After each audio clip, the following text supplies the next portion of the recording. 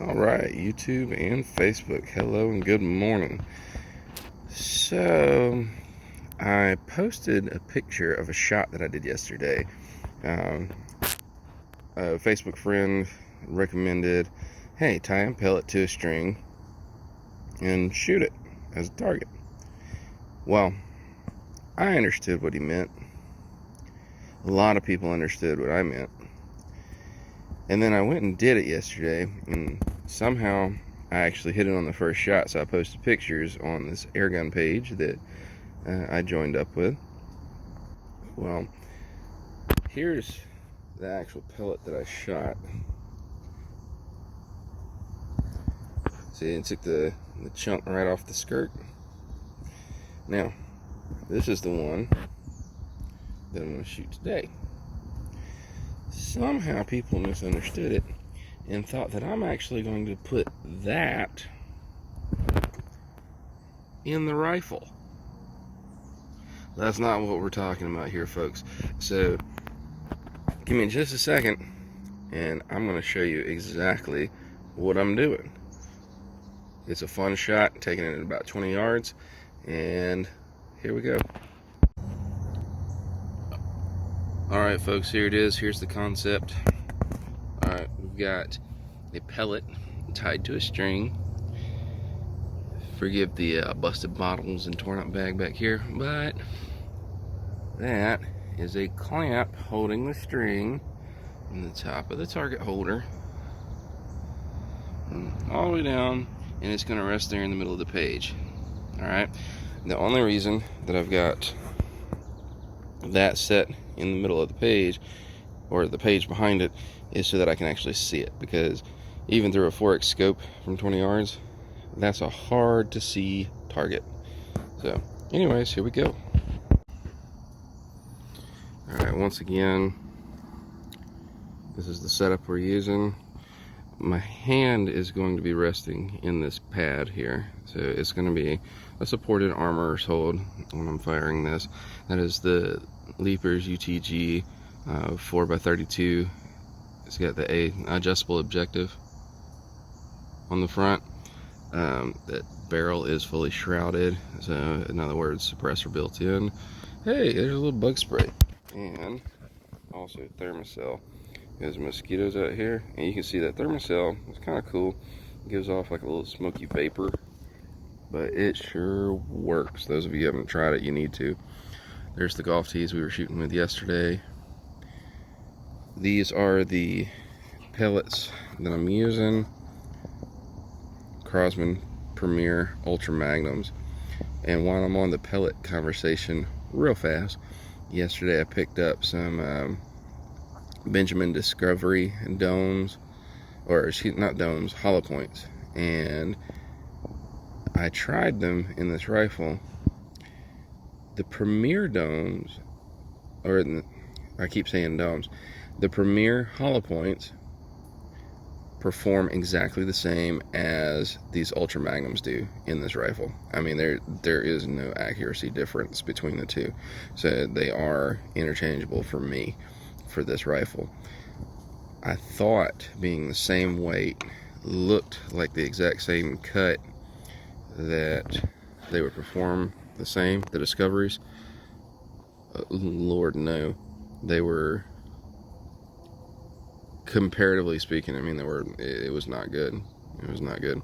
Now granted, 20 yards, they were holding about a 1-inch group, but those of you that have seen some of my posts and videos and stuff, my last video I was blasting aspirins off golf tees from 20 yards, which you can't really do a 1-inch group with that. Alright, the misses from that were all me, not the rifle. So these, if I do my job, these and the Premier hollow points, I can stack them in the same hole from 20 yards. So 20 yards in one hole to 20 yards to 1 inch, that's a big difference when you're going for precision. So those, you know, when I have the kids out here shooting and we're firing at bottles, like you saw the bottles that were hung up down there, that's when I'll use those up. I'm not going to waste them, but I'm definitely not going to take them out hunting or anything. So here's my fancy camera stand. Watch this, it works so perfect. I said that, and now it's not going to do it this time. Alright, I think we got it. Okay, so that little spot that you see in the paper, well, that's our target. Bumped it. There we go. Alright, you're sitting back here with me at 20 yards. Hopefully this will be a one-shot deal like it was yesterday. Like I said, yesterday I hit this on the first shot. I make no guarantees on that today. But you'll also get to hear the sound of this thing from back here with me. Because on my last video, the camera was downrange. So let's see what I can do. Get this watch off. Get it out of the way of the pad.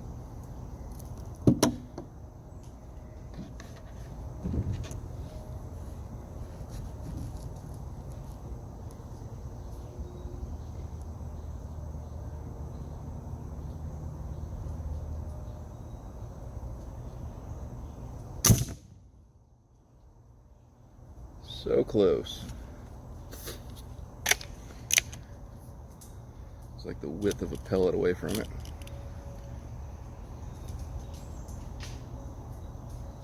That's shot number one for the day.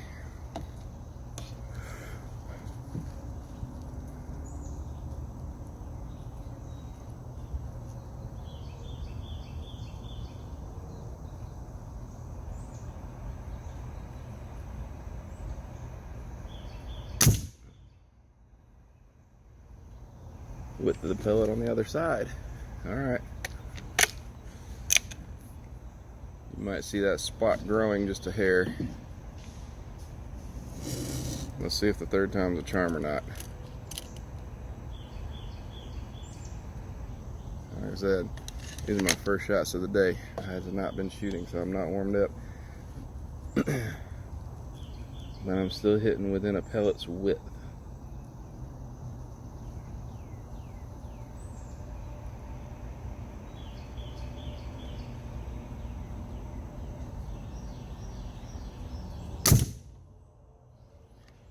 Way off.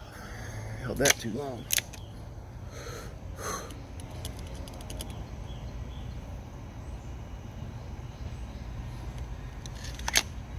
Now, I'm not a perfect shooter, y'all, so hopefully we'll hit this in the next couple of shots.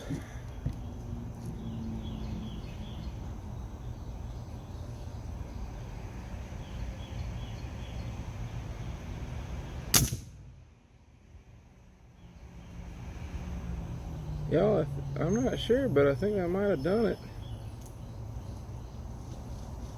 Let's go check.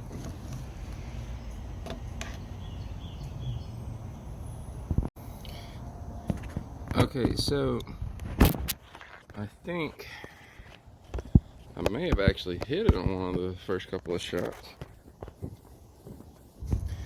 Because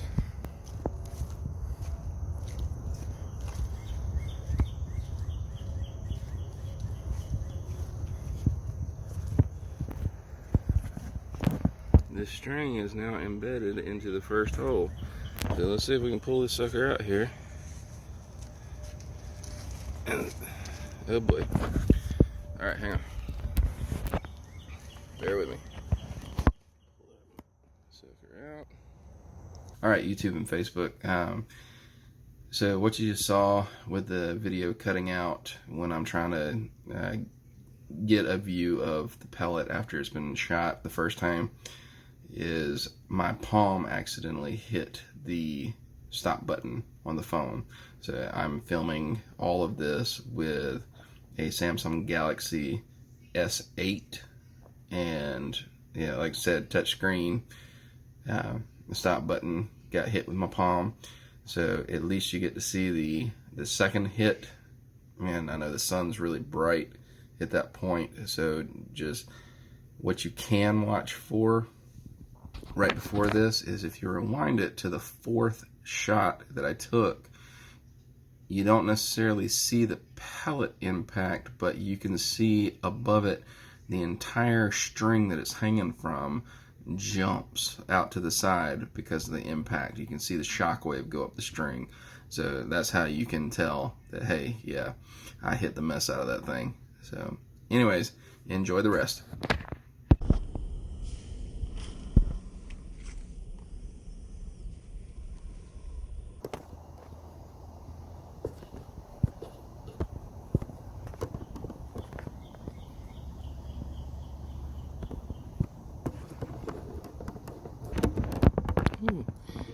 Alright, y'all. So, sun's starting to break over the trees. This is probably going to be really hard for y'all to see, but we are back at the 20-yard line again. I showed you how I'm going to offset it this time. We're going to try and hit that same pellet 20 yards again, and as soon as I think I might have hit it, I'm going to take the camera down and we'll see. Alright, y'all. Let's load her up. Those of y'all debating about an XL1100, like wondering if they've got the speed and the accuracy or just the speed, because this thing's known for the foot-pounds it's putting out. I think it's sitting around at either 28 or 29 foot-pounds of energy out of a brake barrel piston gun. Yeah, this thing's definitely got the accuracy. I'm proving it right here. Alright, here we go.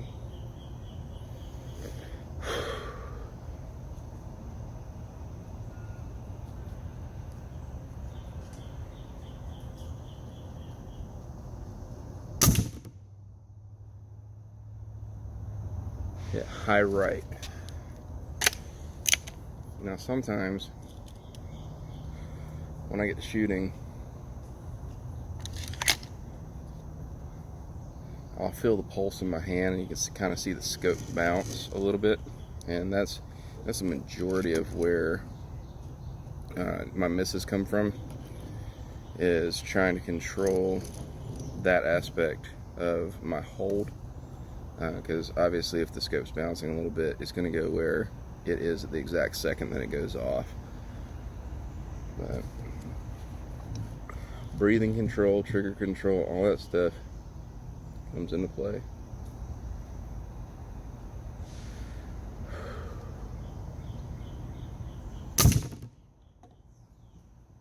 That was it right there, y'all. Shot number 2. Oh yeah, I think it might have come off the string this time though. So let's take you down there. Let's go see.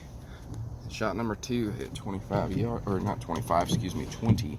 We are at 20 yards.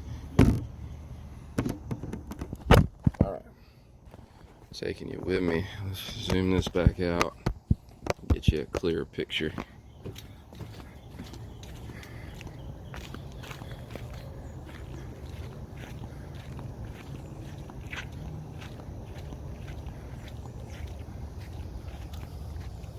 Let's see how. Oh yeah, I tore a nice hole in there. Check it out. That string, that's a head-on hit because that string is buried in there. There we go. It's so satisfying hitting stuff like that. Oh Lord, look at that. There is no question about that impact. That was head on with the head of the pellet. That expanded the mess out of that thing. That is excellent. That's probably the best one I've done so far. The first one was chipping the skirt. Second one y'all saw, we kind of grazed the head. And then hitting this thing again, but hitting it right on the head. Look at that. That was dead on. That's awesome. I get excited about this kind of stuff, y'all, if you can't tell. Alright, well, like I said, there's the original pellet that I tried this with the other day. It simply chipped the skirt so it's still a hit. But y'all, we're talking about shooting a pellet as a target, not as the projectile. You're shooting a pellet with a pellet. And no, there are no strings going through the barrels, y'all. I'm not packing in fishing line into the barrel of my air rifle. That's not what's happening here. It's simply elevating it so that I can see it and then using it as a target. Anyways, y'all, that's been Naked Alien here. I hope you've enjoyed. Like I said, hey, this stuff, the only expensive thing on the table out here is that rifle right there. Targets, cheap. I mean, pull a pellet out of the same can. I pulled some Gliss fishing line off of my 8-pound rod that I used for fishing for brim. I mean, use that, cut a little length, tying up a pellet as a target. I used Coke bottles and some string as my camera stand. Bug spray, thermocell, pellets, sled I just happened to get for free, so I can't really tell you what that cost because I never looked into it. But y'all, it's a fun morning of shooting. Let me know what you want me to shoot next. Let's try and make these targets tiny. And yeah, I've heard the whole thing about shooting nuts off a fly at 100 yards, but let's keep this, you know, backyard friendly shooting, and let's see what we can do. All right, see y'all later. Hey YouTube, one more time. Some people have asked me about the trigger on this rifle. This is the Charlie to Tuna GT3 trigger. Now, I'm gonna try and do this real quick. I'm gonna show you something. Let me make sure this is aimed in a safe direction. Watch the pull.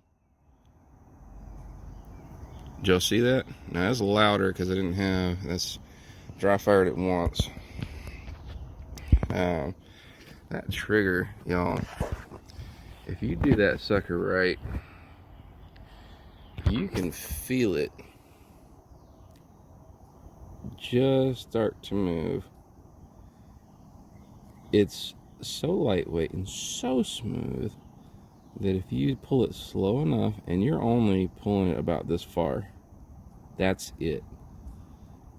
That last like 0.5 millimeter, you can feel it start to release itself, just about.